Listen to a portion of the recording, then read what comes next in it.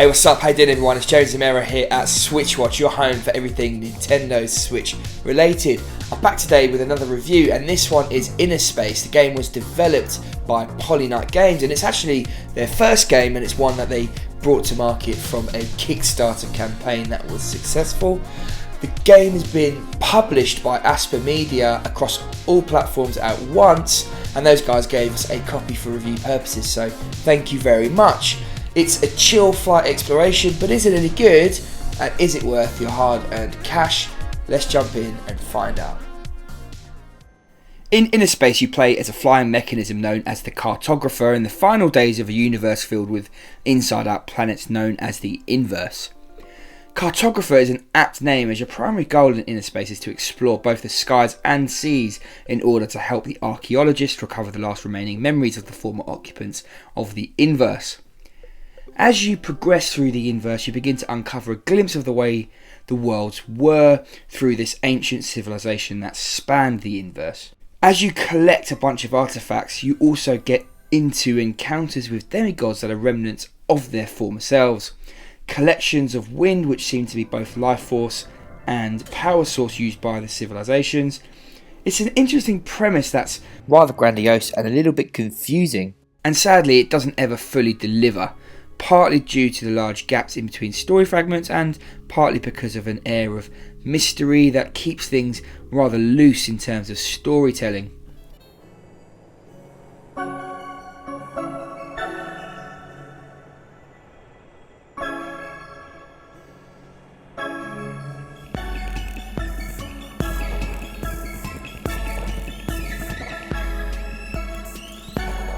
InnerSpace is as much a sensory journey as a game, and as such its music is cleverly interwoven into the exploration. In one boss encounter in particular, this is typified as the music builds as you give chase and reaches its crescendo towards the end of this section. Audio clues are dotted around the planet, volume is increased as you approach certain points, and the beat of each track is heightened as you progress. The result is a really fine mix of mellow and laid back tracks that peak at the right times with electronic sounds. InnerSpace features an ethereal art style awash with vibrant landscapes and bold colours. As you soar through the skies and dive the depths of oceans, you experience the true joy of flight. The Inverse worlds are disorientating, and puzzles are hidden throughout the landscape with cues everywhere such as glowing reeds and ropes to be cut. Whilst the world is beautiful, it is not without its faults, and the occasional stutter or tearing can occur, though it was not frequent enough to spawn playtime. Draw distances and rendering can be quite quirky, with distant objects suddenly popping into focus, and load times can be rather long. The game has a visually strong personality that shines through. There's beautiful use of colours, and though it isn't perfect, it must be admired for the vision of the developers. InnerSpace sets its stall out from the offset. As you are the cartographer sent to explore the dying Inverse and collect relics, it is actually this exploration that drives the game forward more than any objectives, which at times really do feel quite secondary. Flight controls are well balanced once you get the hang of them. With the left stick you have inverted axis flight controls for yaw and pitch, and the right stick is pushed up to increase speed and down to reduce it, with the left and right pushes controlling roll.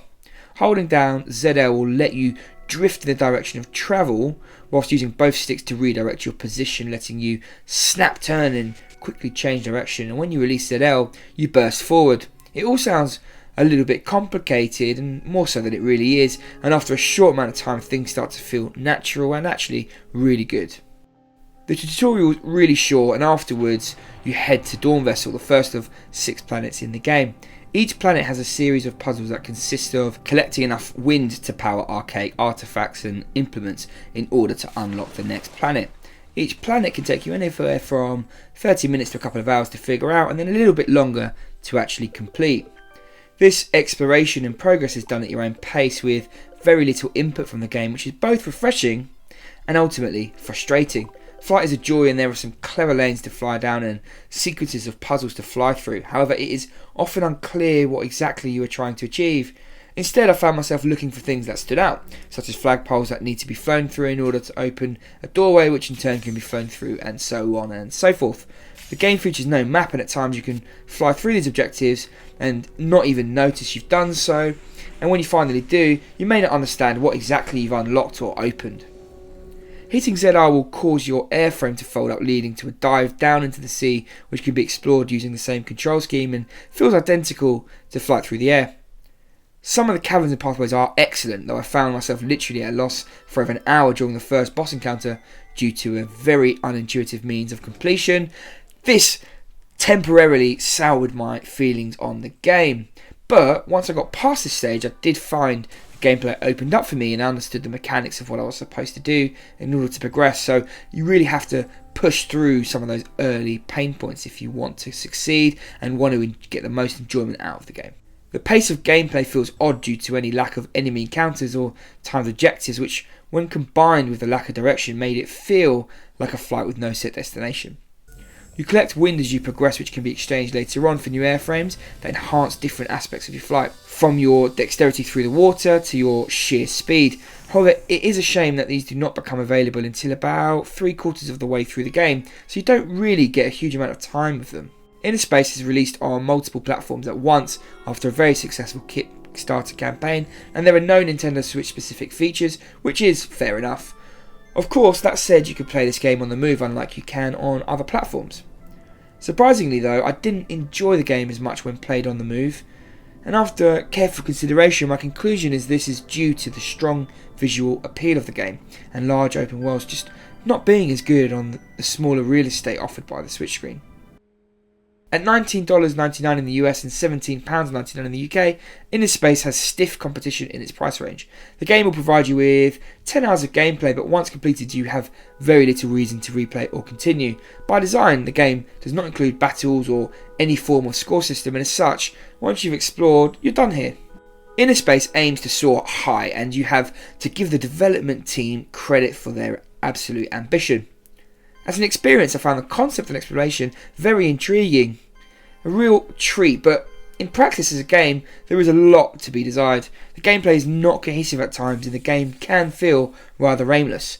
Overall, InnerSpace won't be for everyone, but I just get the feeling that some people will absolutely love it, and it is definitely a break from traditional game design, if nothing else. Overall then, for me, this one is a respectable 6 out of 10. If you do get a chance to pick up the game, I'm really interested to see what you think. Do you agree with me, or do you have a completely different opinion? Pop a comment down below. I'd love to have a chat with you about it. I just want to say a massive thank you to all of our subscribers. We really appreciate you guys sticking with us. And for those of you who are here for the first time, I hope you've enjoyed this review. And with so many games coming out at the moment, if you want to stay up to date with what's happening, we're reviewing a ton of games. You might want to consider subscribing. We'd love to see you again. I'm James and this is SwitchWatch. I hope to see you very soon. Thank you very much and take care.